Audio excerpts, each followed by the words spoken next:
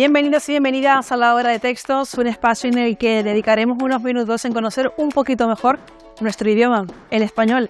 Para ello contamos con nuestro lingüista y corrector de textos, Ramón Alemán, que hoy nos va a hablar sobre un tema que crece como la espuma, el uso del verbo haber como personal cuando debe ser impersonal. A continuación lo explicamos. Hola, Ramón. Hola, Selene. Sí, tanto ha crecido este uso que en algunas partes de América ya se considera más normal que la forma que para nosotros es la correcta. Pero no estamos en América, así que aquí lo vamos a tratar como un error. ¿Quién no ha oído alguna vez frases como en la plaza habían muchas personas? Ese habían es incorrecto, lo adecuado es decir había. Pero si tanta gente comete este error, por algo debe de ser, y aquí vamos a explicar. El verbo haber tiene dos funciones. La primera de ellas es servir como auxiliar en tiempos compuestos, como hacemos en he comprado, hemos estado en tu casa, los niños habían hecho un puzzle, mañana habrán pasado 2 días de mi cumple. Como podemos ver, aquí el verbo haber tiene variación de persona. Pero este verbo también tiene otro cometido, que es el de funcionar como impersonal, y de eso es de lo que vamos a hablar hoy.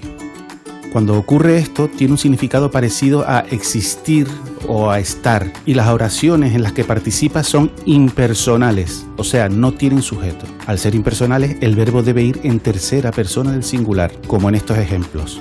Hay muchas personas, aquí se produce una variación con la forma personal que es no hay. Había papeles por todo el suelo, el lunes habrá varias propuestas. Si dijéramos habían papeles por todo el suelo o el lunes habrán varias propuestas, estaremos cometiendo un error en el que en todo caso incurren millones de hispanohablantes. ¿Por qué?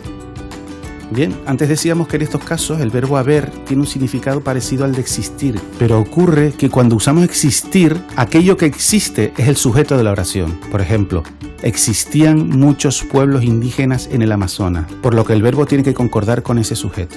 De este modo, si tenemos muchos pueblos indígenas como sujeto, que está en plural, el verbo existir tiene que ir también en plural. Entonces hay un duendecillo travieso que nos hace pensar que con haber ocurre lo mismo que con existir, y por eso muchas personas tienden a creer que lo correcto es decir habían muchos pueblos indígenas en el Amazonas.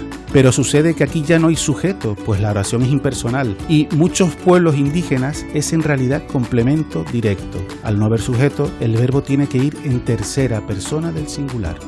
Estamos ante un caso de lucha entre norma y uso. La norma nos dice una cosa, pero decenas de millones de hispanohablantes, especialmente en América, pero también ocurre aquí en Canarias, de manera espontánea usan el verbo haber como personal en contextos en los que debería ser impersonal. Y este fenómeno ya ha sido comentado por varios lingüistas como imparable y natural. ¿Quién vencerá? Seguramente lo hará el uso, pero de momento lo correcto sigue siendo decir hay muchas personas, había papeles por todo el suelo y el lunes habrá varias propuestas.